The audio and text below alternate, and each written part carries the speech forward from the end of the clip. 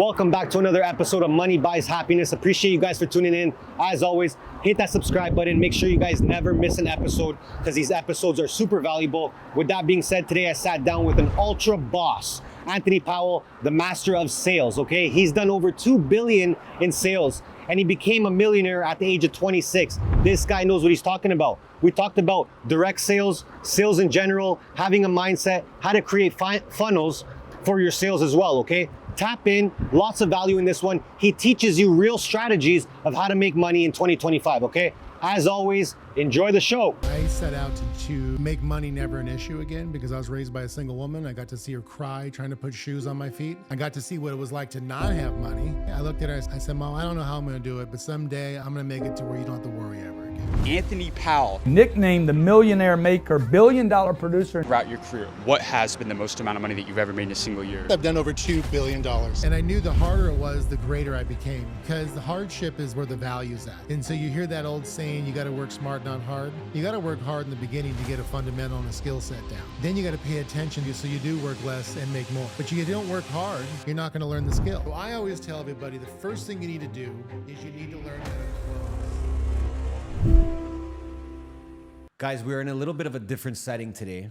And this is why I say money buys happiness, because the condo that we are in right now is amazing. You guys, we're gonna put some clips in after of how beautiful this place is. I'm with Anthony Powell today, big boss.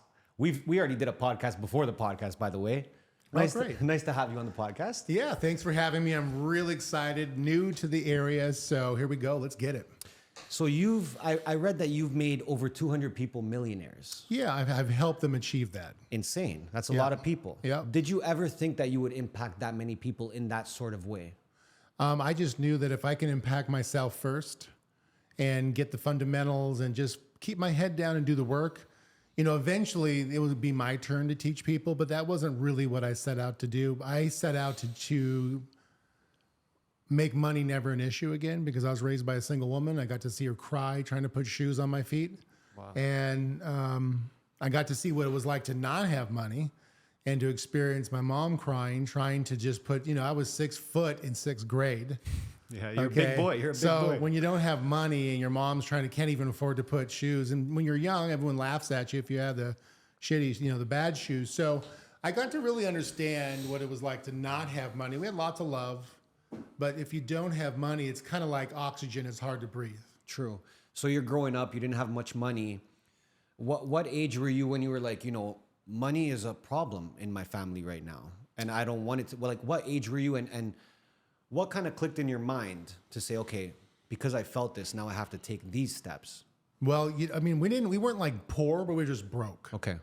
So, we had lots of love. My family was blue collar. They worked hard. They had the disposable house, disposable car, and just, pizza on Friday night. We couldn't afford to do anything. The difference was when I saw kids going to Hawaii for spring break and I had to go to the park.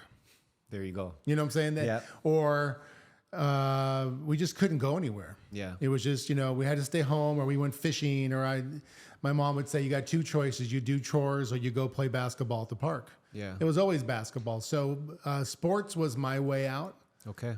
Because of the fundamentals that it taught me. Yeah. And the fundamentals then the same fundamentals led into business, the follow through, the discipline, the do it again when you suck and you really hate how you feel of losing and you got to either quit or push forward. Yeah. That was my out. Yeah. And then the rich kids started wanting me to be around them because I became popular in sports. So then when I went around them, I'm like, what are you talking? You guys all have BMWs at 16? Yeah. That's not fair. Oh, wait, maybe it is fair. Wait a minute, you guys are living in a 10,000 square foot log cabin? This is crazy. You have a maid? Yeah. You guys go skiing on Sundays? Yeah. So super eye-opening for you. It was really like, wow. And the only difference is zeros and ones and twos and threes. I mean, that was when I realized that it's not about the money, it's about the freedom. And how old were you when you figured that out?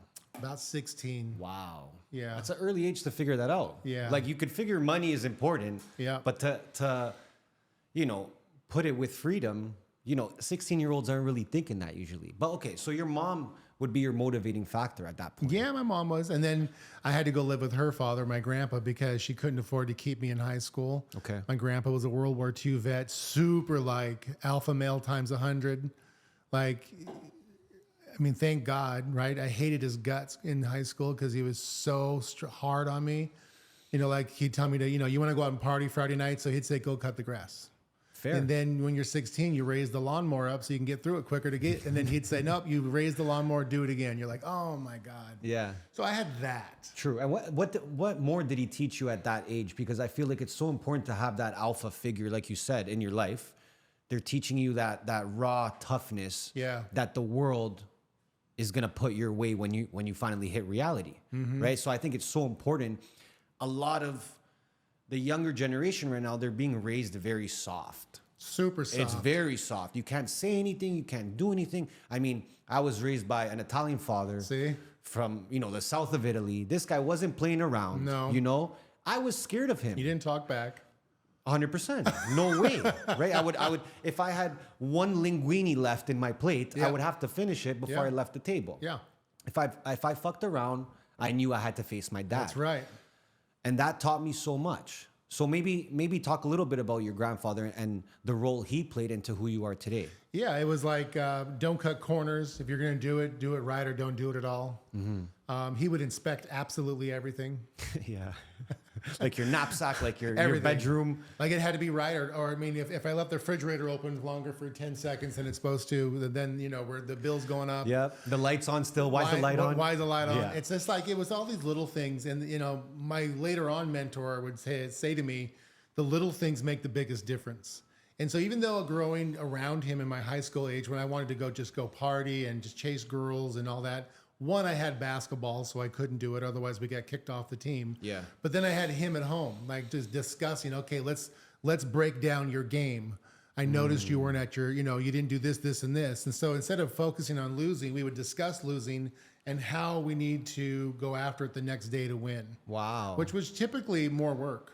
But that's amazing though. So you're just literally getting feedback, implementing. So you're already acting as an entrepreneur in a sport. Yep. Right? And I think that's important too, because I look at sports and it's so funny because I used to play soccer too. Oh yeah. Got to a very high level. But I feel like entrepreneurship and entrepreneurs stem from sports. It's like, okay, I'm 19 now, 20.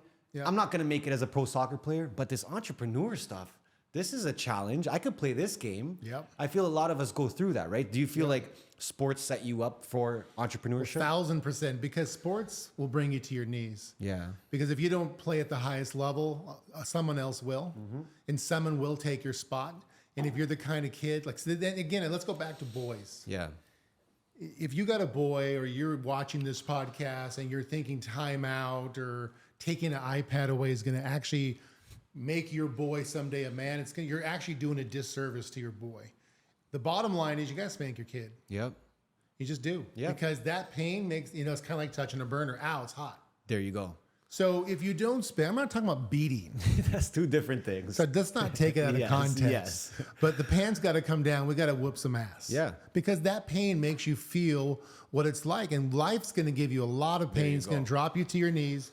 And if you're not already felt pain, when you do get dropped to your knees in life, you're going to stay down. Yep. So all those little building blocks as a youth, whether it's, your preteens or during your teens, whoever's raising you, or maybe you don't have an authority figure and you're watching this because you're going, gosh, someday I do want to make it. Just get into sports. And even if you're at the bottom of the food chain and you're in your sport, remember, those who outwork the others win.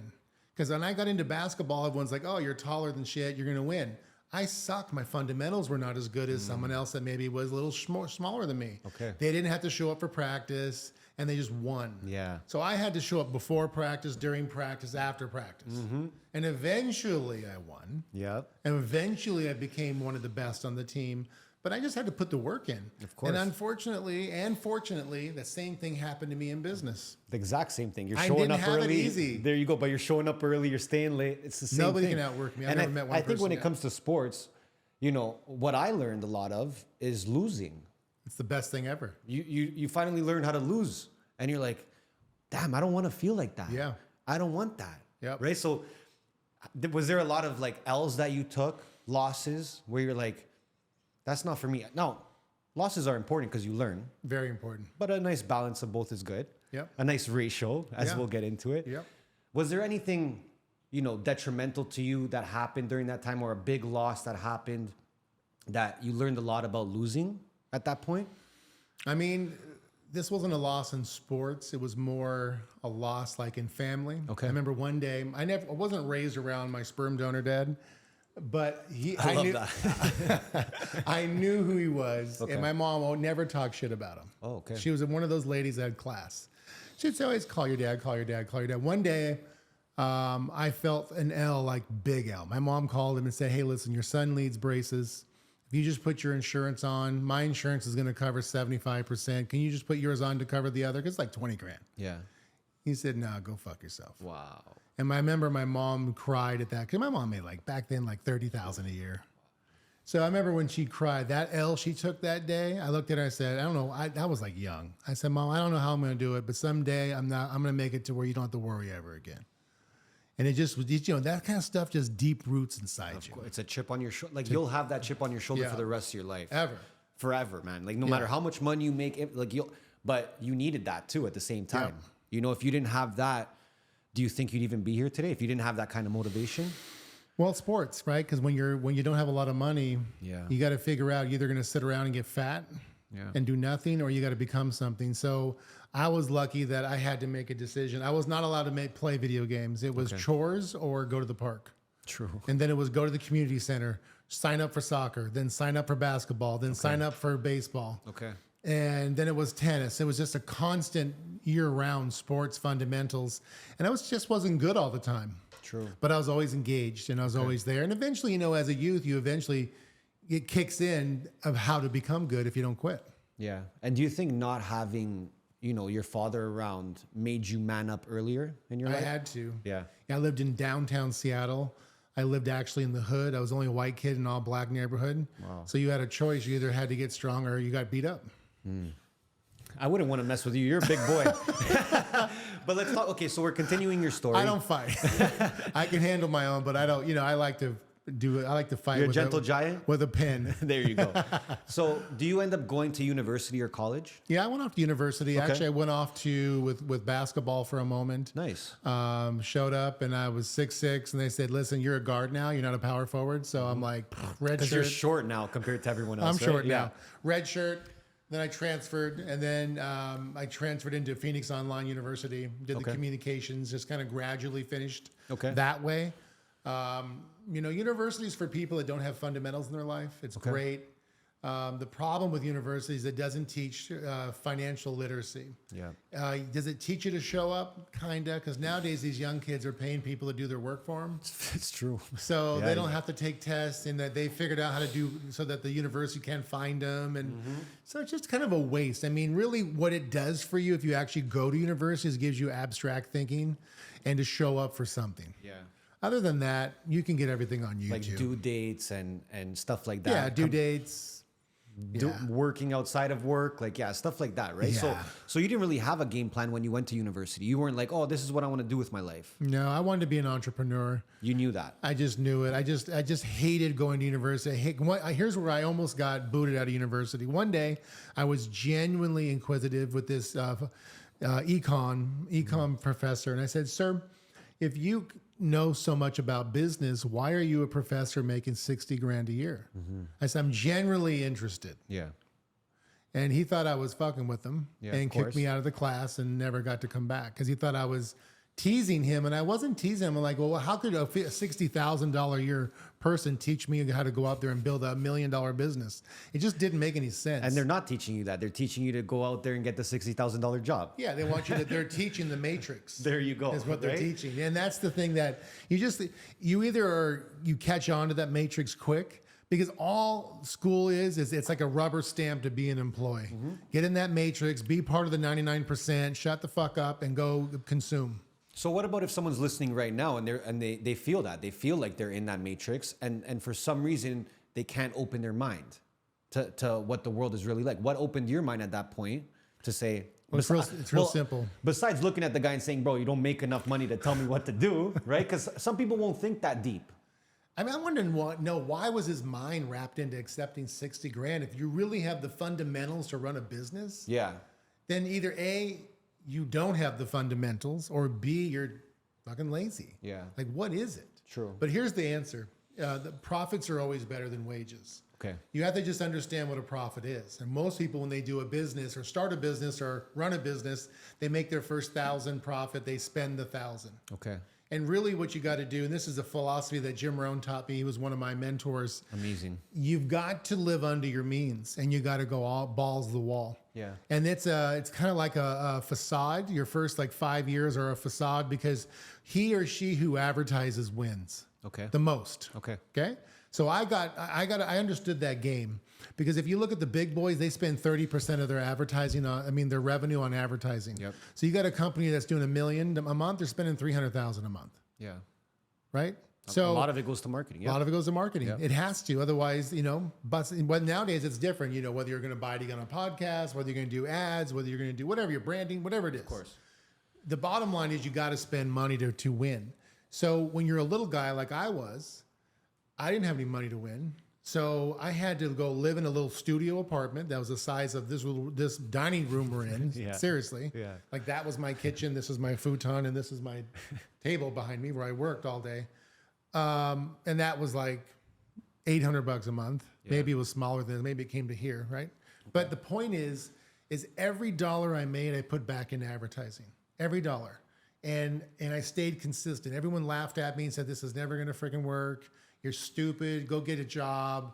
Because I was interning for a big pharmaceutical company. That was a 10-year internship.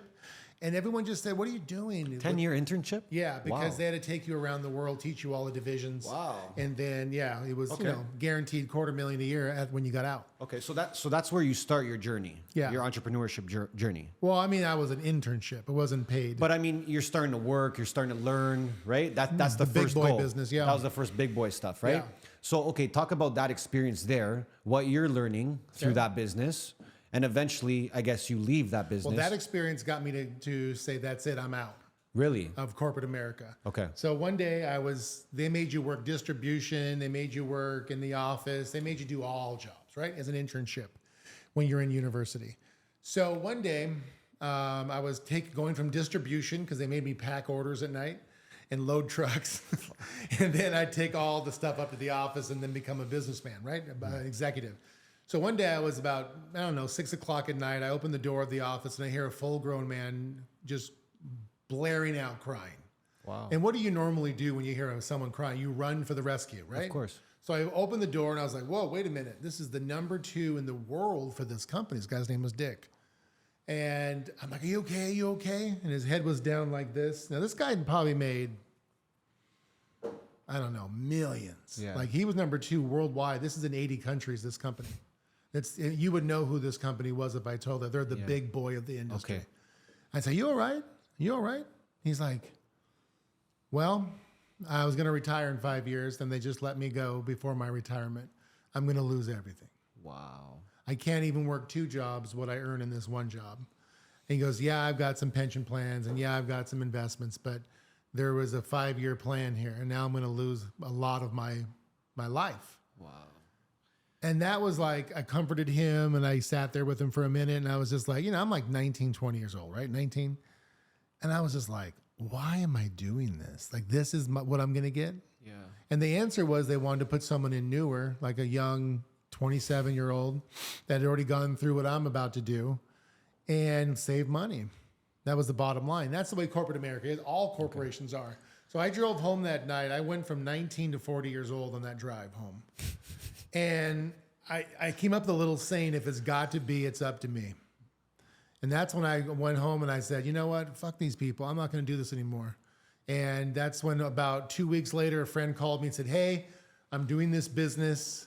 I want you to come down and take a look at it. 1 or 2 things is going to happen. A, you're going to see what I see, and we're going to make a lot of money together. Or B, you're not going to see what I see, and I won't talk about it ever again. Okay. I'm like, all right. So I went down to this meeting in downtown Seattle, and there was like 800 people clapping and screaming on chairs, music, and I'm like, what in the frick is this? Yeah. This is ridiculous, right? This is stupid. I mean, I've been to many frat parties that were fun, but this was like weirdos, like Walmart Wanda up on the chair.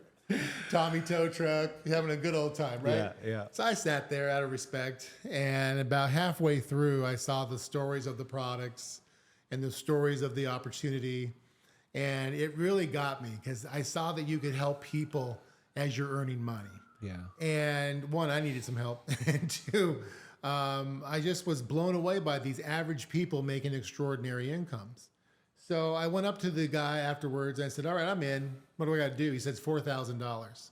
And I was like, oh, I have $100 to my name. I'm 19 years old, right? Yeah. He said, listen, let me give you some advice, son. If you want something bad enough, you'll find a way. I'm going to give you 72 hours and I'm moving on. Wow. And I remember driving home and I'm like, oh my God, what am I going to do? How am I going to find $4,000? And I did. I had a garage sale. I sold some of my grandma's stuff on the street corner, borrowed a friend's credit card. I just figured it out. So you didn't let that be a barrier, which I think a lot of people, it happens to a lot of people. You know, oh, what's the course or what's that? Or what's the sign up? 5,000? Fuck, I would have always, before I would have definitely said, no. I'm really? But it took you going there to see it and believe it. It took that guy crying. Wow. For you to take that step to go there. Yeah. So, okay, so you went there. What was the product that they were selling? It was a health and nutrition company. It was in the direct sales industry. Okay. Dynamic leaders. And, when I got in and they told me to go to work, right? And what to do. So back then, remember I had no money, right? Yep. So I did 2,000 car flyers a day, 7 days a week. I put up 300 signs on telephone poles every single day. And then apartment complexes have mailboxes, and I put those little pull tabs in the mailbox. Mm-hmm. You got to pull one off first. Yeah. And I did 100 of those every night. That was 7 days a week. Wow. How long did you do that for? 4 years. Wow. But I had to generate leads. That was your way of generating leads in a cost-efficient way. I couldn't advertise. I had no money.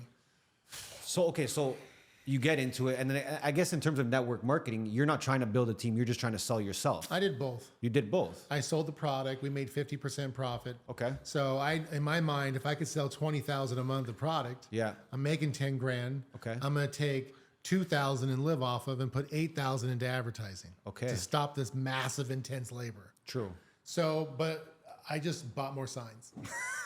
And was anyone at that point? I know your buddy told you to come, and you went. Was anyone mentoring you at that point? Yeah. Well, the gentleman that I went to his office to work, his name was Mark Doyle. Okay. He had already earned about $190 million in the 80s and the beginning of the 90s. Wow. And so I got to work in his office. Now, you can keep in mind, I was so broke that my family just said, if you do this, you got to leave the house. Oh, they didn't support it, really? No. Wow. So I got one of those green, the green Coleman cots, those ones at the bottom that like Army sleeps on in the desert. Yeah. So I worked a deal with my mentor. I said, look, I'll do all my calls, all my advertising 7 days a week, but I'll also confirm all your appointments and make sure your shit's tight if I can sleep on the floor at night. Wow. And he's like, okay. And then I'd get up. I did that for 2 years. I slept on the floor on that green Coleman cot. It was horrible. And then across the street was a Flying J truck stop. I went over there and showered every morning and then just got after it at 6:30 in the morning every day. And did that until like 1 o'clock in the morning, 7 days a week. And then how long do you do that for until you're like, okay? It was like 4 years. Damn, I slept on the floor for 2 years. And okay, so you're hearing about these guys, 190 million. This is opening your eyes to just work like a workhorse at this point. The pain of being broke was so out of control. The work I had to do was nothing. Yeah. I just knew it was temporary. And then once I got enough cash flow, then I knew I was going to go into the big boy advertising. So talk about when the cash flow starts coming in. Yeah. When you start making money, what was that like for you? How did it change your mindset? My company started noticing that I was a mega producer because I was out producing everybody. No one could catch me. And then they started putting me on the road with a very famous business philosopher named Jim Rohn. Legend. Literal legend. Yeah. And so there was this, there's so many stories, my friend. It's just, we could be here for like 10 years. We could do it. I got 10 years. So we were going over to Germany one time. He says, hey, we're going to go see this guy named Jason. Okay. I'm from America, but decided to build in Germany, right? Okay. And you're going to see one of the lessons of life that I'm going to teach you called the law of diminishing return once you become a millionaire. And I was like, what? Because Jim would tell me lessons on the plane ride and explain them to me, not lecture me, but we'd just have really deep conversations. A lot of the stuff you hear on the videos and here in the books, right? Or reading the books. So he goes, there's a gentleman that we're going to go see. He's making $300,000 a month, and he's got a huge organization. There'll probably be 15,000 people when we show up at this big meeting, and you're going to see that in 5 years, this guy's going to be broke. I'm like, really? He goes, oh yeah, we're going to show up. He'll have all the butlers, all the chauffeurs. He's probably got about 15 girlfriends and a wife, and he's just, he's the Tony Montana. Okay. I'm like, okay, but what's the lesson? Yeah. He goes, you'll see. So he goes, we'll talk on the way back to the U.S. So we go through the whole event. And of course, this guy was a total prima donna. He had his team bring him out like he's Jesus. Yeah. And he thought he was the guy, the cat. He thought he was the Don of all dons, Okay. right? And he came from nothing. And I'm like, wow, he had 20 cars lined up. It was just out of control. Like the mansion was incredible. Yeah. Made all of his guys wear a shirt with his name on it. It was just like cuckoo, right? Yeah. So on the way back, Jim goes, so what did what was your takeaway? And I say, well, the guy's super arrogant. He thinks he is the best guy that's ever lived. But it was impactful what he was able to do. I mean, put 15,000 people in seats. That's pretty amazing. Yeah. He goes, yeah, but there's one thing that the problem is that he's focused on himself, not people. And when you focus on yourself and not people, eventually that ego gets in the way. And when the ego gets in the way, the problem is you quit reinvesting in what got you there. Mm-hmm. And then sooner or later, he'll start sleeping with the wrong people in his own company. Yeah. And then that'll take him down because the people will turn on him. Of course. His business slows down. And sure enough, he'll need a drug or two to cope with that. Yeah. And I was like, geez, that's pretty deep. That's the recipe, though. Sounded like pretty legit. He's like, so he'd always tell me, he's like, you at the time after about 4 years into it, I was making close to $100,000 a month. And he was like, so what you need to do, he started telling me what I need to do with my $100,000 a month. Hold on though. What's going on through your head? You're making $100,000 a month now. Cause you were sleeping on the floor. Yeah. Just a minute ago. How did that feel? I earned it. Yeah. But did you feel like, it was surreal. I can keep doing this? This is easy? Yeah, because I'd already did sports for so many years and fucked up and had to do lines over and over and over and over and over in the gym, back and forth, back and forth. Yeah. It's just part of the deal. And I knew the harder it was, the greater I became. True. Because the hardship is where the value's at. Mm-hmm. And so to not make it hard is to learn a skill. Okay. And so you hear that old saying, you got to work smart, not hard. Mm-hmm. You got to work hard in the beginning to get a fundamental and a skill set down. True. Then you got to pay attention to understand the skill set so that it switches for you so you do work less and make more. Yep. But if you don't work hard, you're not going to learn the skill. Well, that's the world we live in now. It's kind of giving everyone an idea that they could just work smart right off the bat. Yeah, forget about that. But it's tough. You got to put in the work. Good luck. Okay, so $100,000. You're making 6 figures a month. How old are you at this point? 23, maybe 24. You ever give your mom a call and say, "Hey, mom, of course, I got big money now." Remember that? I mean, I said, "Mom, what's your checking account?" And I wired her 20 grand. Wow. And she's like, "Oh my God, get this out of my account." Yeah. I go, "Why?" She goes, "The IRS is going to take me." Yeah. That's how middle class she was. I know. But that wire transfer that you gave to her probably felt better than you actually making the money. Yeah, of course. Right? Yeah. I mean, I actually kept it in a mutual fund for her. And then, wow. And then I just kept putting money in it for a long time. And okay, so the story continues. Like I said, 6 figures a month. And how many, are there people under your team at that point? And how many? Yeah. Lots? See, I started to switch over into big boy advertising. Okay. So I started to do mailing lists. I started to do, back in the day, we did fax blasts. Wow. Oh, so you're just faxing shit out to everybody? There was a company that you'd buy a package and you would blast and then that turned us into a whole different level. Wow. I bought a Coroplast sign company where I was printing about 10,000 signs a month and all my guys were putting them on the street corners of all over the country. I started doing radio and television on conservative networks. Wow. And then I just, because I took all the money and I just kept living under my means. And reinvesting. So people would laugh at me and go, "Why are you living in a 2-bedroom apartment?" Yeah. I go, and this is when it really impacted me.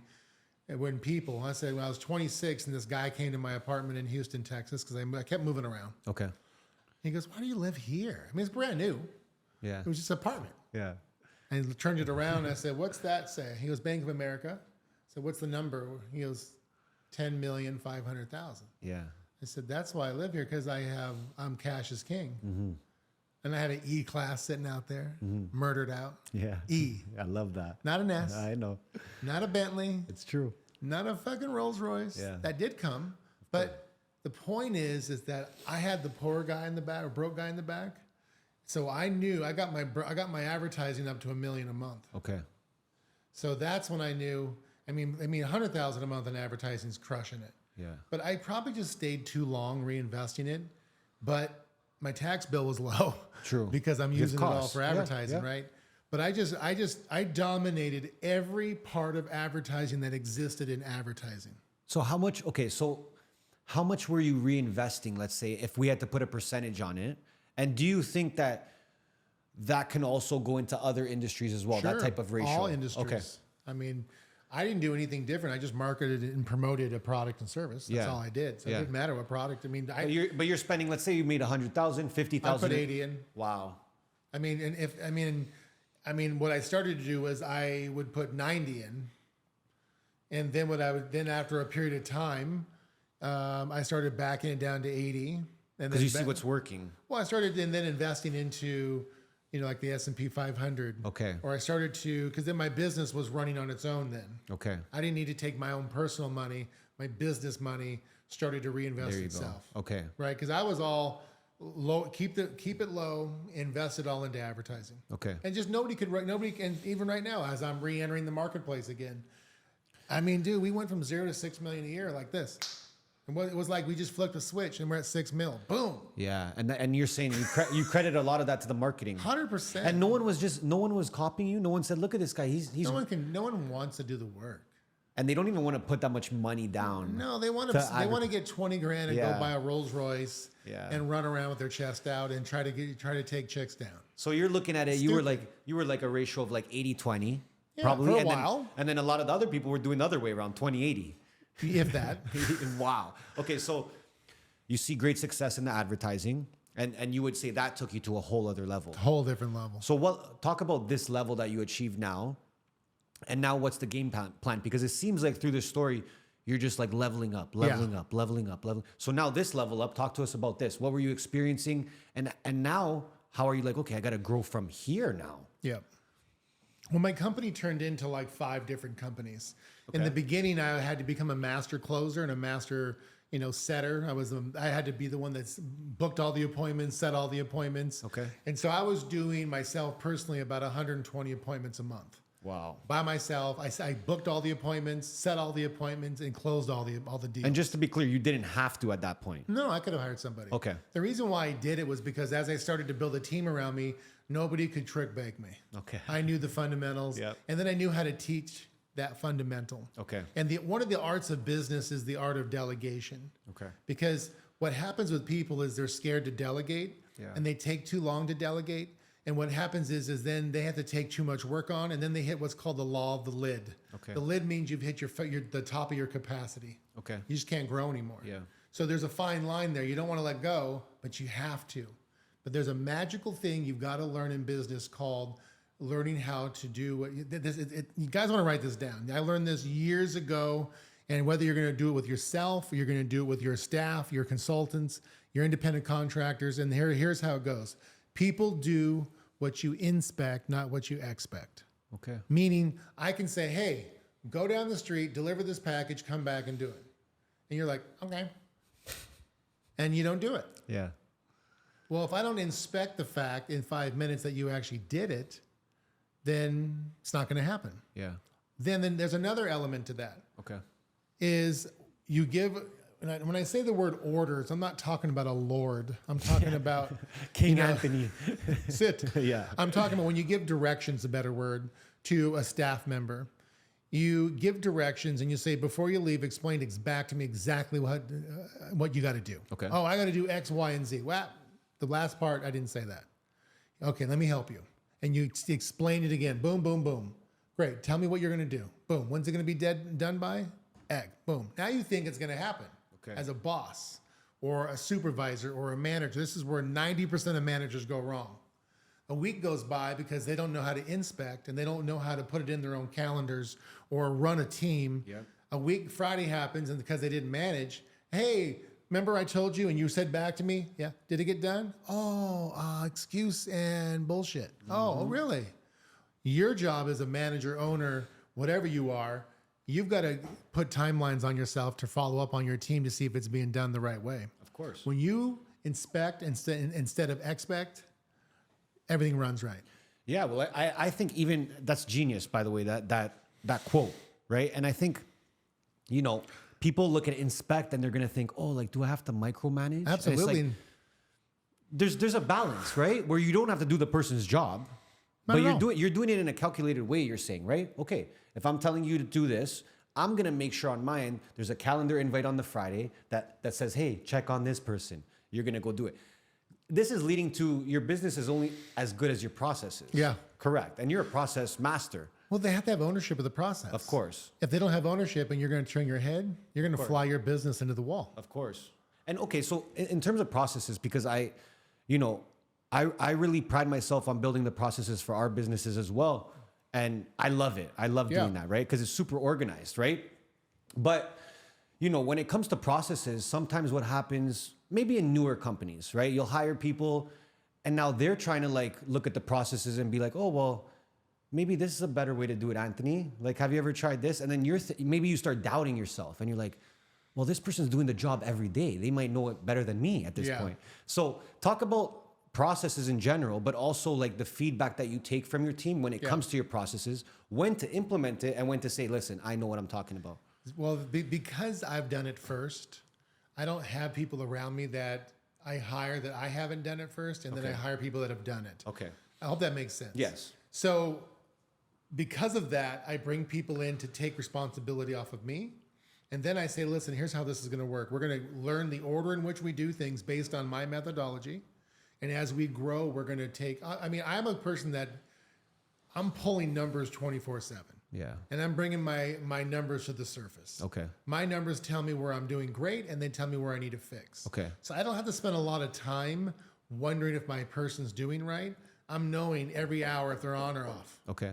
It's just one of those things that I've developed the right, like financial numbers or historical numbers, and they're not spreadsheets. I build them within my applications. Okay. To where when people are clicking on buttons or doing tasks, it's constantly telling them where they're great and where they need to fix. Wow. So I don't have to have a correction meeting.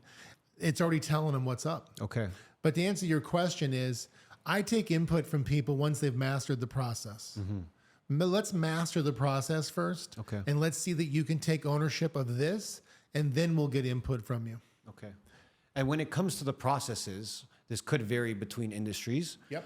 But are you looking to create something that is super efficient, or are you looking to create processes that are more detail oriented and Kind of a combo. Just depends on the. Yeah. See, the art of business is to catch momentum. Okay.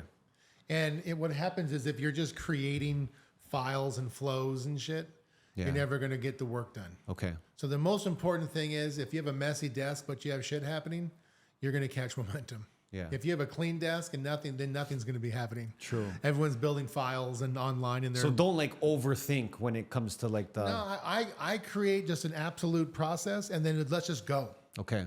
And then the dashboards and stuff like that around me calculate, so we don't have to wonder what we're doing. Okay. And the old approach was everyone would just put Excel spreadsheets, and then you get to hire a six-figure a year VP of finance to run all your numbers. Yeah. Now, I make sure that the applications that I build are tracking movements. Okay. And the movements report real time. Okay. So I don't have to wonder about what's happening. True. We already know what's happening. True.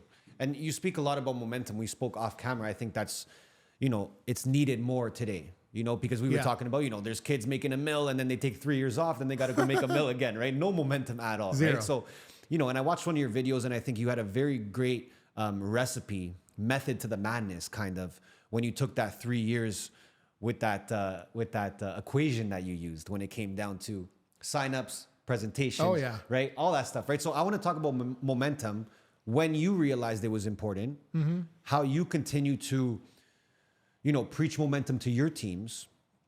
And also I need to talk about that equation because again, the way I look at everything is like a math problem. It is. Right? And I think you did that too. You simplified it where someone could watch and be like, oh, that makes kind of sense, but they're never going to actually do that. Right? So Talk about all that, because I think it was genius. Yeah, thank you, by the way. And thank God for my mentors. Yeah. And thank God I took some notes when I was young. Okay, so basically what happens is everything is a mathematical equation. And I hated math growing up. Yeah. So I had to learn how to make it simple, stupid, right? Okay. So, and this is for all you guys watching this, you got to understand, you can't just attempt to do business. And Jim Rohn one time on an airplane said, listen, you got to do enough work until a ratio appears. Okay. Because a ratio is what you got to understand. That's who you are. Yeah. Right. And what you're looking for is how many presentations do I do to get one sale? Is it 3 presentations for one? Is it 5? Is it 10? Yep. Is it fucking 20? The bottom line is you need to know what your ratio is. Okay. And that is what your skill set is. So what does the company need to be at? Well, we need to be at 3 to 1 to be cost effective and to make our profits and to pay everybody in the infrastructure. And what happens is if you don't know what your ratio is and your team is, you have most of them at 5 to 1 and you got one person at 2 to 1. Yeah. And your calculated average is 5 or 4, then you're losing money.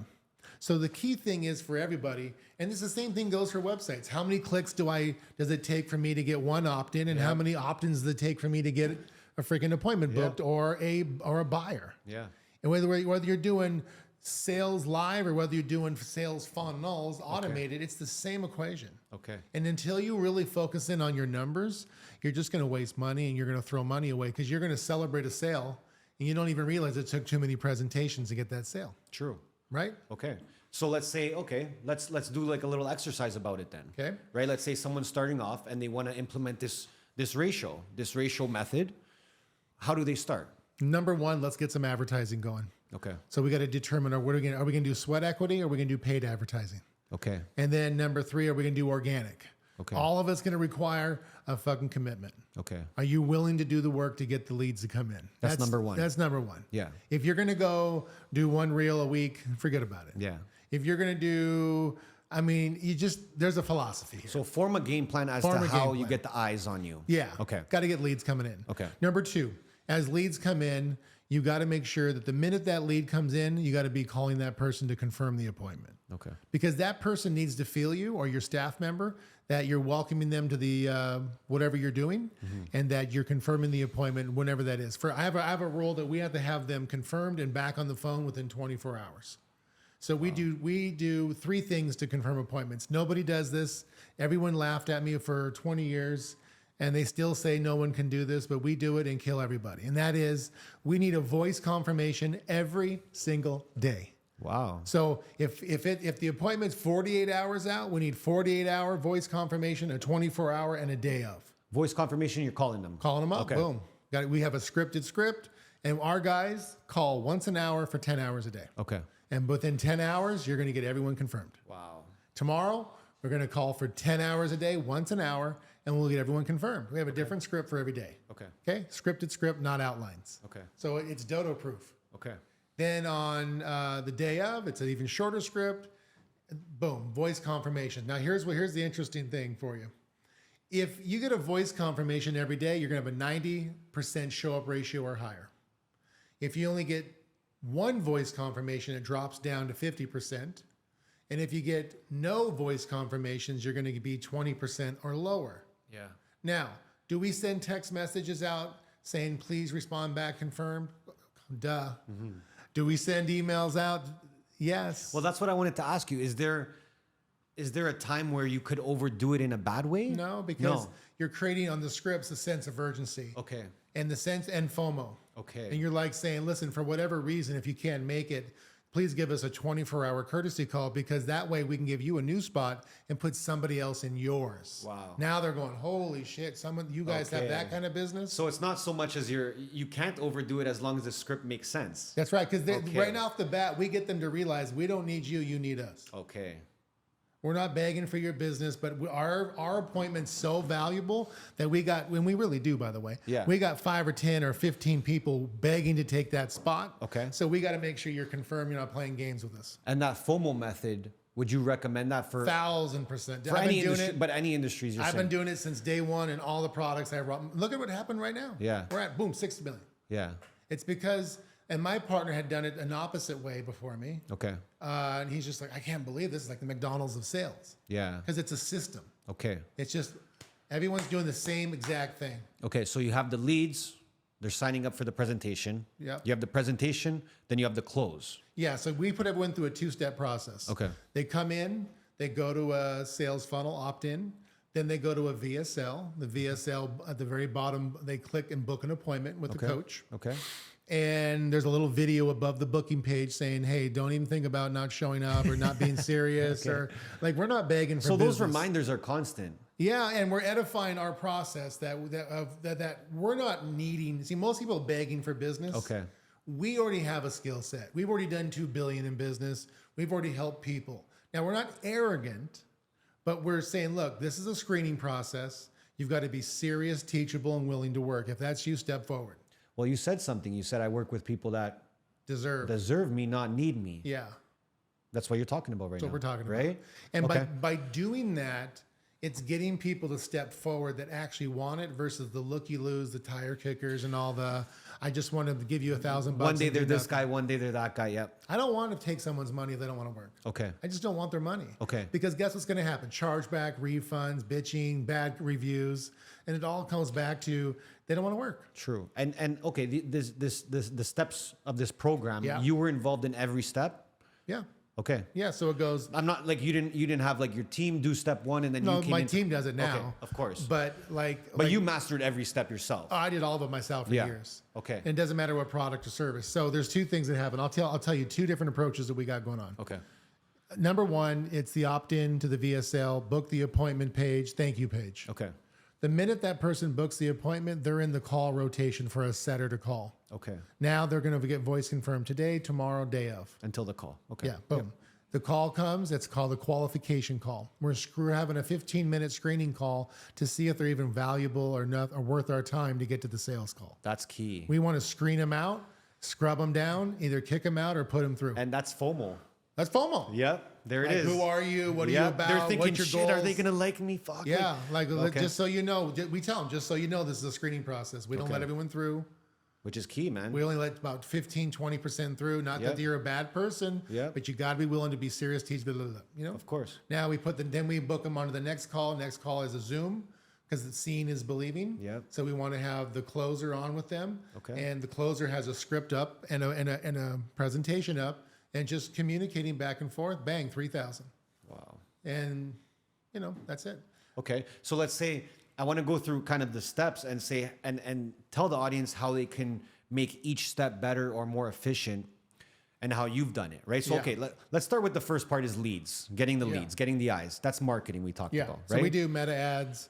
We do YouTube ads. We have organic. One side of us already has a podcast like this going in Spanish. Yep. And that has, we're starting not like probably like you guys, but I think we did close to about 1.7 million views last month. Wow. Amazing. We're getting some views on that. That's a lot of eyes, man. That's a lot of eyes. Yep. Now we're launching the English side. So we already know our organic game plan. So step one, get your Get marketing, leads. get your leads up. Use organic. Try to build something that's organic. You need all too, of it. Right? You need all of it? Okay. You need all of it. Okay, so then step two is the presentation. Yep. You need to decide what funnel you're going to do. Okay. So we have the booking funnel, or we do what's called a low ticket funnel. Okay. Low ticket funnels where you have a funnel, and then at the very end you're having them come in for a mini course for $29. Okay. And when you have a low ticket funnel, what happens is now the person spends $29 and they have skin in the game. They're in. They're in. So the other one is free. Okay. And you put them through a process of screening. This one is $29. Now they've just told them, hey, here's my money. I'm in at a small level. And then here's the key, and where all of you guys, I mean, if I can be clear with you, you guys got to quit putting bullshit out. When someone gives you $29, $97, whatever the dollar, over deliver content to these people. Yes. This is why I came back. You and I didn't talk about this. Yeah. I came back out of retirement because I got so sick of people putting out shit and taking people's money. They figured out how to advertise and convert.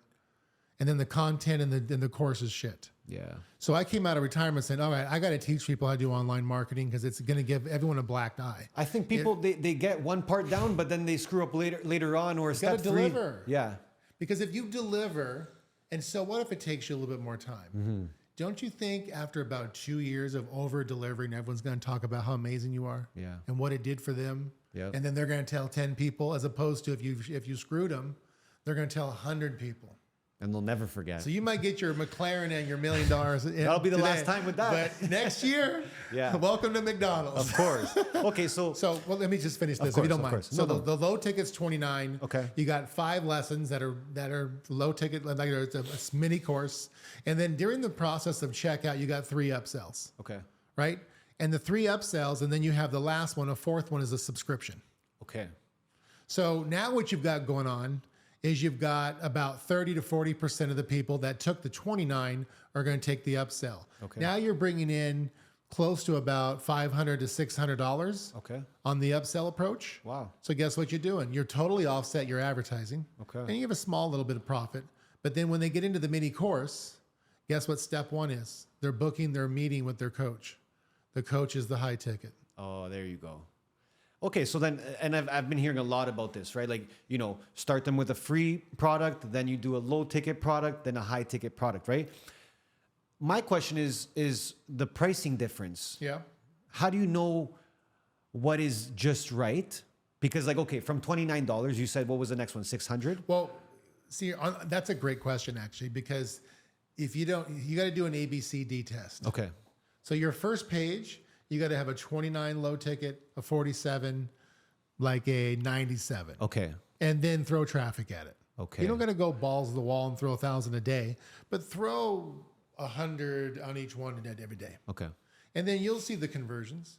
You're probably going to get more buy-ins at the lower ticket, but then you'll get a higher quality on the higher ticket. So then you got to look at your numbers. If the cost to acquire is X, and if the 97 is you got to spend more up front to get a better person that will spend more in the back end. Yeah. Do you see what I'm saying? Okay. So maybe you'll get more in the 29, but it takes more as they're in to get the high ticket. True. So It's just you got to look at your numbers. And you got to test it. Yeah. And then again, I can't say this enough. Over deliver your content. Don't do course management. Like, think about something. I didn't put courses out on how to until I earned over 100 million. Yeah. Yeah. I didn't go make $1 million and say, hey, but let me teach you how to make $1 million. Yeah. Come on. Yeah. Now people force me to, hey, this area of all this. It's time to start teaching people and helping people. So it's like, you're right. Yeah. But you don't have to do what I did. Okay. You can make 7 figures or even 6 figures a year. And I think they want to people. do what you did. Though. No, Yeah. I think they want to do what you did and go for gold. I just was so focused. Of course, right? And I think a lot of people take value from that. So, okay, how many people, like over time, were on your team? Well, Like thousands, we're talking? I put on a monthly subscription, I had over 880,000 people. These people all selling for you. Well, they were all paying a monthly with me, selling with me. I had, at any given moment, 20,000 people on the phone. Why I'm asking you is because I want to talk a little bit about leadership. And obviously, for you to impact that many people, but not only impact, get them on board. Yeah. They saw a vision in you for sure. Yep. Or they believed in you somehow. Yep. What do you think made you a great leader? I did the work. Yeah. And see, one thing that I did that no one else does is I didn't get off the phones. Okay. So my guys always saw me on the leaderboards as number 1. Yeah. So they couldn't bitch to me. Okay. Now, there's a time and a place. You probably need to switch it up a little bit. Okay. But I stayed on the phones long enough, and I created leaderboards on my internal teams. They just couldn't beat me. They couldn't bitch. Yeah. And I just created a warrior environment to where everyone wanted to win. But everyone now knows online universities or LMS, learning management systems, or course management, right? The school's out now. Yep. I've been doing that since 97. Okay. Before it was cool. Before it was like everyone had 3-ring binders. Yeah. Okay. And here's the difference. I created the true art of business is the art of delegation. Okay. Excuse me, the art of duplication. Okay. Which means everyone's doing the exact same thing. So when people came in off my advertising, then they went into my back office, I was able to mindset them a certain way. Okay. So we all walk the same. It's like an army. We Yeah. walk the same, talk the same, we're the same. So over a period of time, it wasn't hard to build leaders. Yeah. Because everybody was doing the same thing. And as they did volume, they rose up. Okay. And as they did the work, they became better and they became who I am. Yeah. So we were, this group over here that did $1 million a month, it was as though that was me. It wasn't me, it was them. But they did the same thing I did because I trained them on the same videos. Okay. It was just a machine. You're just machining it. Yeah, I mean, it's just militant. Okay. But it was you wanted it. And you think, and well, not think, well, they were kind of mimicking you and becoming a clone of you because you put in the work. Yeah, I followed my mentor. They saw you. Jim Rohn. Yeah. Larry Thompson, a few other men, Chris Carlio, a few other mentors. I did everything they told me to do. Yeah. And then one day, the lady who taught me sales funnels, she made so much money. One day she called me and she's like in the year, I think 98, she goes, "Hey, I'm retiring." I go, "What the fuck am I going to do now?" Yeah. She goes, "Grab your balls and create your own system." Wow. And you did. I did. And you did, right? Yeah. So I want to talk about the amount of money that you were making, because it's impressive, but it's like, it's kind of out of this world. It really is. People can't even believe it. I'm watching you and you're talking about, I had 14 of my team members doing at least 6 figures a month. Oh, easy. For 3-4 years straight. And I'm just like, I'm doing again, back to math. I'm like, wow, that's a lot of money. Yeah. Right. So it wasn't the 6 figures a month anymore. Now you're looking at 7 figures a month. And how is that changing your mindset? Are you still saying like, I'm still going for more and more and more at that point? Yeah, I mean, it wasn't about the money. Once you get past a certain, really, to be honest, when you start making more than 30,000 a month, what are you going to do? I mean, I got ideas. I mean, I know what you're going to do, but like, you don't have any, you're not sweating. Yeah, yeah. More money is just going to get more toys. And Yep. like, you're not going to be sweating. Yeah. It really comes down to learning fundamentals and just learning like a person that does 10 million a year is not the same as a guy that does 100 million. Yeah. It's not the same skill set of someone that's 500 million to $1 billion and beyond. But I'm saying you were changing as a person. I had as to. it happened. I had to. Yeah. I had to act like, and Jim Rohn taught me this over and over and over. Just because you made $1 million doesn't mean shit. Yeah. You got to become the guy that makes 10 million. Yeah. And that doesn't mean shit. Then you got to learn how to become the guy that does 100 million. And then, so he was constantly raising the bar on my thinking. Okay. And what I was able to do. And as you get bigger, it comes down to the art of delegation, because you just can't do it on your own. But you got to make sure that you train right and you follow through right? Inspect, expect. True. And when you get that model, like in your corporation, in your company, it just becomes like McDonald's. Red is Coke and green is Sprite. It's dodo proof. And but what I'm impressed by, and we spoke a little bit off camera, was you weren't getting distracted. No. By making that much money. No. And you're saying I still don't.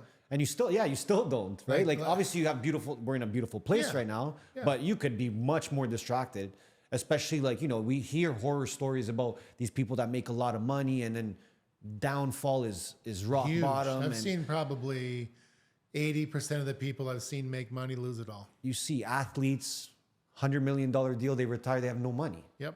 So why do you think you weren't getting distracted? And what can you tell maybe the audience? Maybe there's someone out there that, they keep getting distracted, or the distractions haven't come yet, but they're going to come. What kind of advice can you give them? Things like, going to a club and fist pumping doesn't do anything for me. I've been several times. Yeah. But whenever I go there, I'm like, why the fuck are you guys spending $1,000 for a bottle of champagne? You're a fucking idiot. Yeah. Like, it doesn't make sense. I know. It doesn't make any sense. Or pussy doesn't move me. You know what I'm saying? Like, it's kind of like, you're not going to trick me. Okay. But did you get tricked? Before? I've dated a lot of people. Okay. I never was like a quick hit person. Okay. I've always been a relationship type of person. But you end up, what happens is, as a man, and I don't think women will understand this, so I'm sorry if you're a lady and you listen to this, but maybe you'll understand your next boyfriend. When you're a man and you're working and you're making a lot of money, you want respect. Mm-hmm. And when you're able to go out and do something like go to $1,000 dinner or spend $5,000 on a purse or 10 grand or go over to Monte Carlo and spend 100 grand for a month, you're not asking to get on your knees and beg and say you're my man. Yeah. But you better give me some fucking respect, because the hours that I put in to get here, it's the least they can do. You better. But what they're thinking, it's like a little kid. It's like, oh, I got a new toy. Oh, you're my toy. And then tomorrow it's like they didn't get it. Yeah. And that just deflates a guy. True. Because it just totally disrespects. And then what happens is you get bitter. Yeah. Some guys, because they weren't able to have a girlfriend when they didn't have any money, what happens when they start getting money is they just start throwing money at girls. Yeah. And that just completely fucks your head up. Yeah. I mean, I think I said this to you boys, but I was like, it's crazy. You know, the guys want to make all this money to attract whatever woman they want. And then they get the money, but they don't want that to be the reason the woman's attracted. It's tough. Like, you know, there's like that bittersweet. I mean, let me ask you a question. Like, seriously, the bottom line is you got to look in the mirror. Because I learned this the hard way. Mm-hmm. True success, and a lot of you are never going to want to hear this because you think it's Lambo. It's like this Porsche penthouse. This is awesome. Yeah. But it doesn't mean shit. Here's what I'll tell you. But before I made it big, I wanted everything. I've had 4 jets. Wow. I've had the hangars, the pilots. I've had all that shit. I've had drivers drive me all over town, pick my lunch up. I've done all this shit. I've been to the best places that even presidents can't go to. But it doesn't mean anything. It's just a place. It's just a thing. The real thing that I can tell you is when you can get to a place in your life where you love yourself and you can look in the mirror and say, man, I love you. Yeah. And I like being alone, not lonely. Like, I like to just, like, here I live on the beach. I like to get up and walk 3-4 miles a day. I like to just be in my space. To me, that's success. Of course. But my whole life, I've been chasing some entourage. You know, I used to have an entourage with me, 30 people deep all the time, wherever I went. Wow. Or cars. Like, I'd make all my cars pull up in front of the place, the dinner place. Yeah. And there'd be like 6 of my $500,000 cars. They're like, Powell's here. But see, that was so foolish. Yeah. It was really foolish. And what it did do good was people want to know what business I was in. Of course. And of course, I was never like a dickhead where I'd say, hey man, fuck you. I always was kind and humble with people, always. Yeah. But I always painted the picture big. Okay. When I walked around, I mean, if I ever pulled up to a restaurant and someone's car wasn't pulled out and mine parked in front, my car wasn't right. Wow. That's how I roll. Yeah. I still do that with cars. Okay. But I don't do it. I never did it with arrogance. Okay. Like or upset or being a dick. The other thing that I've always done, I always made sure I took care of the bottom. Okay. Like the first thing I did when I moved into this place here is I went and shook everyone's hand that swept floors, that opened doors for people, that cleaned and painted the building. Yep. Because I was that guy once. Of course. And because you know what I don't like about like being here, there's ultra rich here, right? And I watch them. Ego, man. Dude, and they act like the valet here. They get out of the car, they don't even talk to the valet guy. Or they like, hey, where's my fucking burger? Yeah. Like, I don't like that. I think that happens when you didn't have to work hard for what you got. No, It's just like disrespect. right? I hate that. And like it's a question I get on my like just from my friends and our audience, right? Like, oh, like these people that you're meeting with, they're so rich and they're so successful. Are they dicks? Like, are they assholes? I'm like, nah, man. Like there's real humble people out there that have done well, made a lot of money, and they continue to be humble. Yeah, well, so good for you for continuing to be like that. You have to be. Yeah, I know. No, but a lot of people You wouldn't. have to be. I don't do it to just. It's genuinely what I do. Of course, you're doing it when no one's watching. Yeah, that's well, genuine. I mean, it's not like we had the camera on you and you're shaking their hands downstairs. It's like no, like you're being genuine. I mean, every morning I walk down the beach with a trash bag and pick up the plastic. I can't. You know, it's like Jim Rohn always say, integrity is not when people are watching. Integrity is when people are not watching. True. Because that's creating who you are. And also for people that say, "Oh, money's not everything." Money is everything. That's my guy. Yep. It's everything. And people that we're not bartering goats and fucking pigs anymore. Yeah. So you just got to understand it's how you deal with it. It's true. Right? Because I mean, I've never met a poor person to give someone else a job. Mm-hmm. I've never seen a poor person give $1 million to charity to help people. So you got to make money. I mean, if you're watching out there, you got to do whatever it humanly possibly takes to make money. And if you're sitting around on the weekends watching Netflix, or you're sitting around, you know, going to, I don't know, wherever you're going. If you're going out on the weekends and you don't have a meal yet, you're doing shit you shouldn't be doing. Yeah. And that's why, you know, it's inspiring to be here because there's people like you. I wake up in the morning and you're working all day. You're working. I'm like, hold on, this guy's working all day. I better get my ass to work. I work from 7 a.m. to 10 p.m. every night. But it's amazing. And that's something I want to talk about because you kind of did a fake retirement, right? And then you came back, right? So talk about when you initially stopped. 18,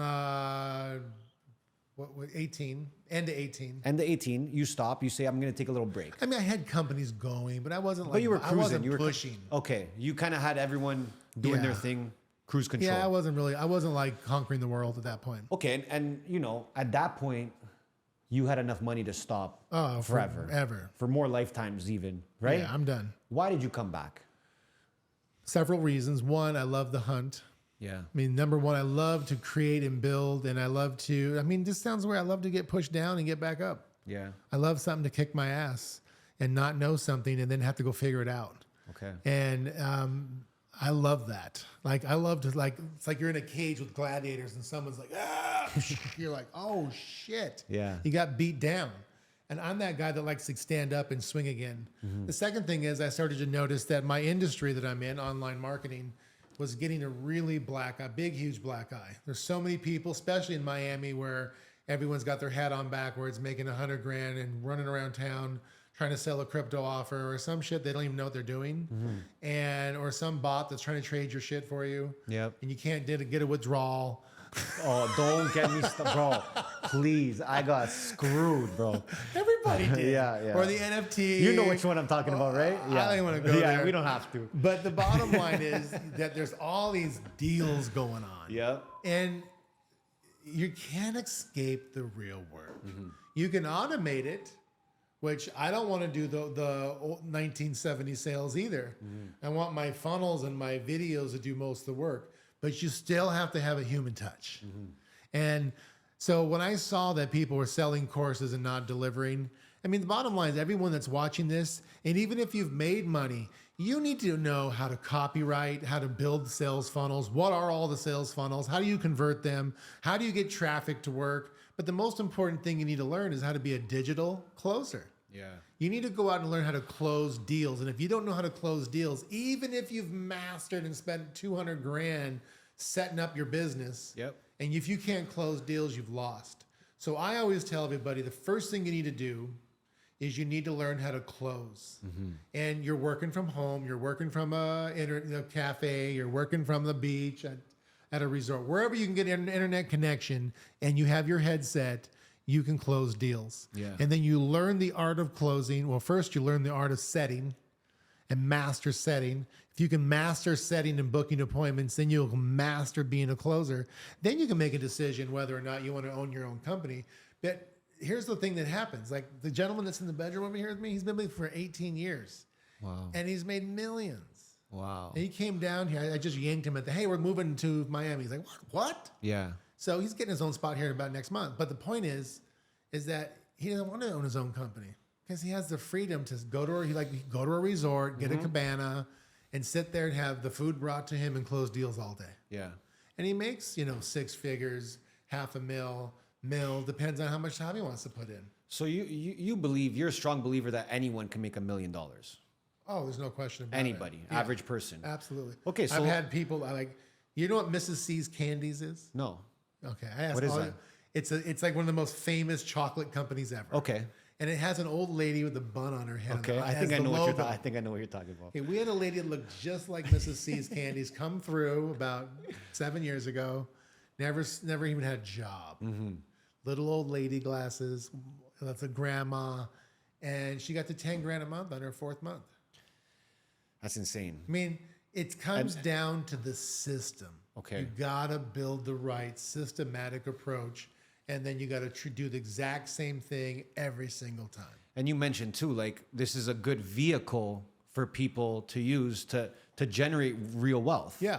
Right. We talked about linear income. Yeah. Right. You want to talk about that a little bit? Sure. Because There's 2 types of income out there. There's linear income, which is where you're exchanging time for money, which is the majority. That's the matrix. 99% of people. Yeah. And that you're getting brainwashed to stay there. And if someone tries to, you're the most skeptical person of them all because you're scared to do anything because you're in the matrix. Linear income, write it down, guys. Number 2 is what you really need to have is what's called leveraged income. Leveraged income is whether you work or not, your money's working and paying you. Okay. However, most people don't understand that you've got to have linear income in the beginning or earned income, said differently. Okay. And you got to live under your means. Some people go, well, how can I do that if I'm only making $4,000 or $3,000 a month? How much more down do I need to live? Right? Well, you're going to have to go down, like I did. I had to go down to like $800, $500 studio. And I was even tempted to get a freaking roommate at that. Wow. Because every dollar you got to put into an asset that's going to create. So me, it was a business. I put every dollar. So that's what you got to do. You got to work maybe 2 or 3 jobs to get enough money compounding. and then start your business and maybe quit one of your jobs or two, right? And then you can start having your business yield a profit and reinvest. And you got to understand it's going to take 3, 4, 5, 6 years. Yeah. It's just the way it is. So if someone listening right now and you've mentioned it, be a master closer. That's master closer. Right? The art of closing. And someone's listening right now and they're probably like, okay, close a deal. Okay, fine, let me try, But if you had to tell them maybe a few points as to what to focus on as a closer, what would you tell them? There's 2 different types of organizations out there. There's organizations that have what's called outlines. Okay. Where they teach you an open body and close. Okay. Right? And here's the positive and the negative with that. The positive is you can just say whatever you want. And what happens is when you have a sales organization, and by the way, that's about 80 to 90% of all sales organizations. They just say whatever. Whatever you want. Okay. Here's what we got to kind of open up with. Here's my story. Edify me and the company and just get the money. Okay. Close a deal. Wow. Well, what happens is that now you got everybody doing hour-long sales calls, right? And a lot of times now they've converted the sales script into a PowerPoint. Okay. So they have a Zoom going, but it's really the scripts behind it, and they're just clicking through it. Yeah. Just bullshitting, Yep. basically. And what happens is when you get 10 closers in on the phones from working from home, you'll have 1 or 2 good ones because they're the bullshit artists. And then you have the other 8 ones that are sucking wind. Okay. And so you have 2 or 10 or 20 people that control you because if you let them go, the other ones suck. And they get 1 sale a week. And these guys are getting 2 and 3 a day. Yeah. And so your business is kind of doing something, but it's not. And so what I do is I'm a master script writer. Okay. And I was taught this from a certain person where my open body and close is a certain way of talking to people. Okay. No one knows we're reading scripts. It's written so magnificently that the art of it is not what you read, because we all read the same thing. It's how you read it. So I get people to work on their articulation, the tonality, smile. All of that sets up ownership, and ownership then gives the person on the other end of the phone certainty. Okay. And when someone can feel certainty, Yeah. they're coming with you. True. Now, here's the best part. That calls 20 minutes, not an hour, so I can get 2 done in an hour. There you go. Now my law of averages are working. Okay. See the difference? Wow. Damn. Now I just became a master closer. Now all I need is leads. I need leads. I just became a master closer. But I let my videos do a lot of the work. Yes, because you mentioned you're fully digital now, right? Yeah, I've been digital since '98. You're not focused on in person really at all. No, I would never do that. No, it's just not efficient. I've never done that. Not efficient. No. You don't even feel like if they met you in person, they would. I'm not going to do that. You don't need that. What I do is, I used to do once a month trainings. When I was in my network marketing era, we would bring in 20,000 people in the room and then have breakouts. Okay. And then as I got out of that, and then I went into just generic online businesses. Okay. Then it's masterminds. Okay. And I don't do masterminds to make money on them. I typically lose money because I want to get people accustomed to my ways. I want to increase their top line volume. Okay. So we're going to have one here at the Porsche Tower. We're talking about December, not for everybody, but for like 7-figure earners, how to really capture momentum and get past where they are. Okay. And then we're going to do about once a quarter, we're going to do masterminds for the person that's trying to come up. Amazing. That's and anyone can kind of join your program? Yep. Anyone. We're going to drop the links below, obviously. Yep. I have a question though, because obviously you're into sales a lot. Did you ever get into different industries at all when you started making money? I've always been into nutraceuticals, which is health and nutrition. Okay. I've always been into, let's see. Gosh, I've been into because so much. Were you investing on the way? Like, were you investing in different businesses as this money was real estate? I was doing real estate as a minority. Okay. But my main portfolio is on the stock market. Very nice. And once you get to a certain level, people don't realize this, and I don't want to make any guarantees here, but I just know from me what I did. When you get past 10 million, you can trail with the billionaires. Okay. And there's invite only circles. Yeah. That billionaires get together, and there's certain institutions that know how to monitor, manage their monies and get higher returns. Okay. And I'm not talking Ponzi schemes or shit that's illegal, or I'm talking about real online, you know, Wall Street type stuff. But the institutions know what institutions know that have the big boys' money. So I was able to, once I got past 10 mil, I was able to be into that where I trailed on it. And now I'm getting close to being one of the big boys. Because, you know, when you're thinking you're a big boy and the billionaires are letting you trail, they're like, hey, little boy. And I'm like, I am a little boy. It's eye-opening. I mean, I'm not, but I am. To them at least, right? And it's pretty, and then that's my ultimate goal now is to become a billionaire. And obviously not for the money. I don't need to work for money. I can have anything I want. I can snap my finger and get it tomorrow. But I want to get there for the challenge of who I'm going to become in that process. That's really what I'm after. That's the exciting part. It's It like, really who am I going to be when I have that much? Well, when I've obtained that infrastructure. Think about the person you have to be to obtain that. Yeah. I mean, I knew what it's like to do. I mean, our biggest year so far has been about 380 million in a year. Just sounds crazy, man. Like that number's insane. I mean, it's a number, but the point, It's just a number. it's a number, but I'm more proud of who we, like, you gotta remember, when I was the broke kid, my first thing I ever wanted in my life was to make 10,000 a month. I thought 10,000 a month was like robbing a bank. Yeah. I just thought there's no way 10,000 a month. Are you kidding me? I remember when I got to 10,000 a month, I just cried in the car as I'm taking that check to the bank. Yeah. And I just waited until it posted and my hat was on backwards and I'm in my SL 500. I couldn't believe it. Yeah. I just couldn't believe it. Yeah. 10,000 a month. Like Now I make that more than a day. You must be like setting goals at all times. Like you must be goal setting for real at all times. I mean, Are you into like goal setting manifestation, that whole world? And then what I do is I get I've got a PhD on staff in mathematics and physics. And so what I'm doing is if you really want to roll fast, is you got to build the right online tables and you got to get rid of like Excel type stuff. And you got to be able to, every movement of your business needs to have real-time calculation. Yeah. And it needs to be simple, stupid, how you see it. And constantly bringing strength and weaknesses to the surface. So you can make a split, you can make a decision on an instant fly. Bam! You got to move. And that's the way advertising is. Yeah. If your Facebook ad's not converting and you're doing 1,000 a day in advertising and it's not converting, how long is it taking you to figure that out? It's the same thing with all parts of your business. Okay. This is a mindset. We're going to dive into a little bit of mindset.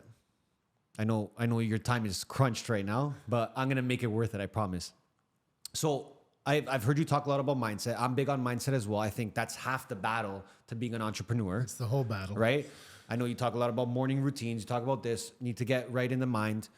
What are, like, now that you've, coached that many people and worked with thousands and thousands of people, what are some things that you notice make up a great mindset versus a poor mindset? Well, a great mindset has a no problem attitude. Everything's no problem, even when it's a problem. Yeah. You got to lead with that. The first thing I do when I wake up is I say out loud what I'm grateful for. You got to get your state of mind ready to roll. You can't wake up, I'm so tired. Yeah. And you're negative. So be grateful. Number 2, have a no problem attitude. And then number 3 is you got to push through even when you're not supposed to push through. Like I remember one year about 4 or 5 years ago, my mom died, my grandparents died. Everyone died. Damn. I mean, most people would collapse and quit and fall over and drink and do drugs and all that shit. And I don't do that because I've done personal development for so long. Every day I do about 45 minutes to an hour, every single day. Yeah. And there's 2 things I do with my personal development. I ask myself, how can this impact my personal life?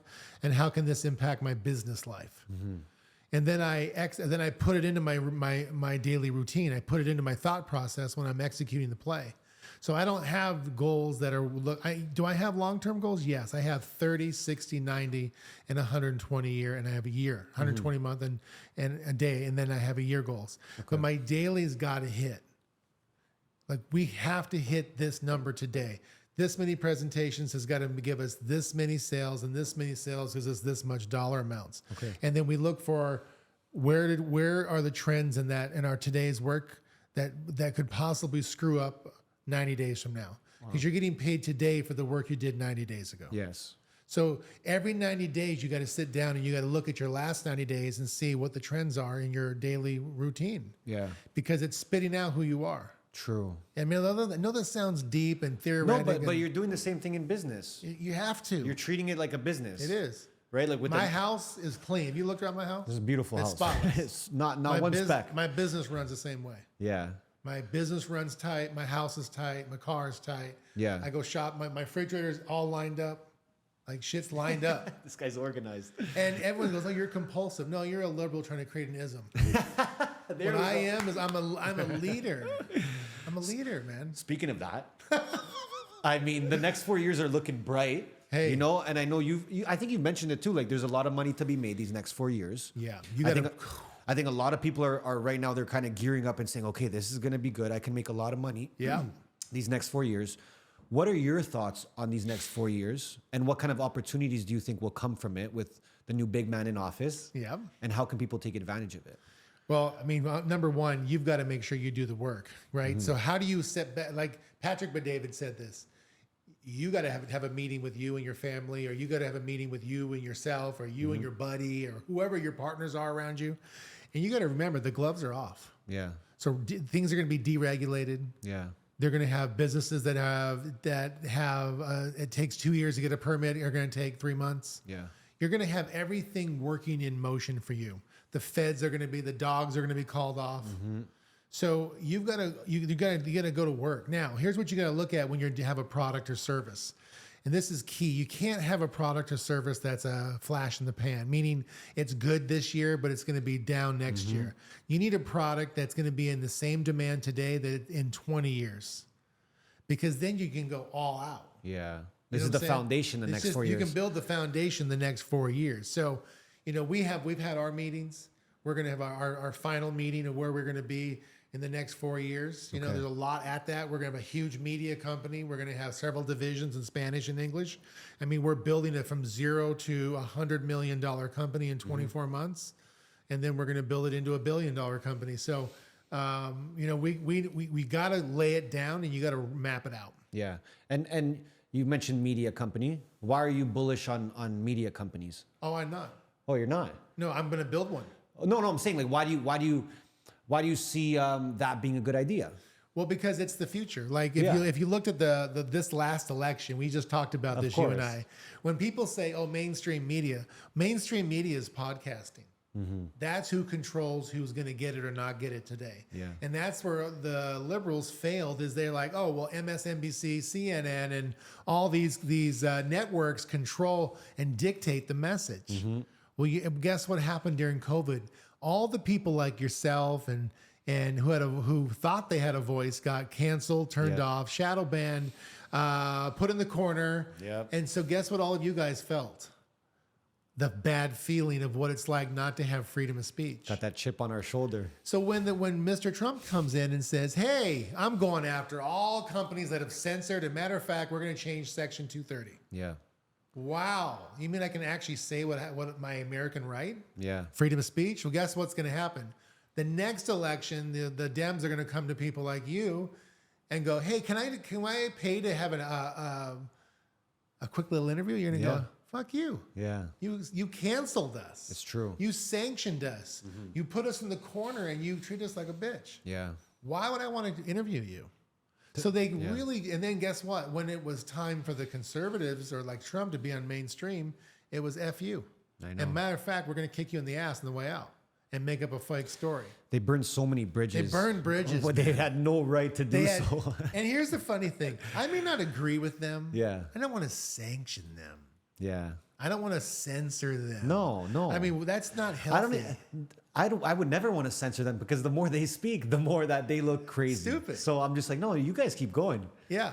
They hung themselves. History repeats itself. Anytime someone's been censored, It's always, you can It's read always the back good guys, to the bro. ancient Roman times. always the good guys. Yeah. All right. It takes a little bit longer, but eventually we come. And here we are. We came with guns a-blazing. Gloves are off. Yeah. It feels good. It feels good. And listen, let me tell you something. I Yeah. hate to break your thought. No. Do your thing. If you in the next 4 years have not built a financial wall around yourself on version 1, Yeah. you're missing the greatest opportunity that's ever been had in this world history. It's so true, man. Now's your chance because you can, like you said, it was very, very smart that you said this. It's a foundation. Don't think just 4 years. No. Think 30 years, but this is the time. This is going to give you the next 8 and 12 and 15, 16 years. And even no matter maybe who comes after Trump, you'll still be set up because you use this time wisely, right? Yep. Wow. Okay. Fun thing. We're going to do a little fun thing, manifesting. Okay. We're going to have you manifest something on the show. We do this with our guests where you manifest something you want to come true in the next 5 to 10 years. You tell the camera, and then I'm going to come clip it when it actually happens. And we'll say, this guy said it. This guy, go ahead. I'm going to be a billionaire, and there's no question about it. But I'm not going to, I don't care about the money. That's the person I become in that process. You'll definitely know I'm a billionaire in the way that I speak. I can run $1 billion organization now. I already have. But as far as billion in the bank, a B with my name behind it, not just in volume, but in net profit. You're going to do it. I'll tell you right now. That's happening. So I'm happy we get to clip this. But now the famous question to follow up with that, does money buy happiness? Yeah, that absolutely does. And the reason why it builds happiness or creates happiness is it gives you the freedom that everyone's trying to have. You know, if you're miserable with money, then you got some other issue on your hands. Because when I've been broke. I've eaten out of a tuna can. I've eaten out of a top ramen container. I've had my lights turned off. That didn't feel very good. And then you've got the people that are broke that say, see, all those guys do is focus on money. Well, yeah, you have to. You got to get the oxygen so you can breathe and change your life. Once you can change your life and you no longer have to worry about money, everything's different. When you don't have to worry about 2 weeks before you travel to try to get a discount, when you want to just make a phone call and go have a $500 dinner because you want that steak, not because you're trying to budget. When you can just do what you need to do when you want to do it and money doesn't matter, life is amazing.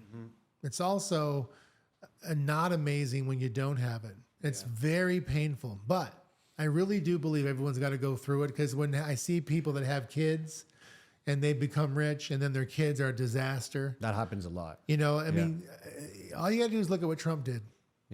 He put his kids through a systematic approach. I know. Got to go to Wharton. You got to do this. You got to hit this benchmark, and then you get this. I think it's a common misconception. People just like to say that, you know, like, oh, there's so many millionaires out there and billionaires that are sad and they don't have fundamentals. And it's like, you know how many homeless people are sad?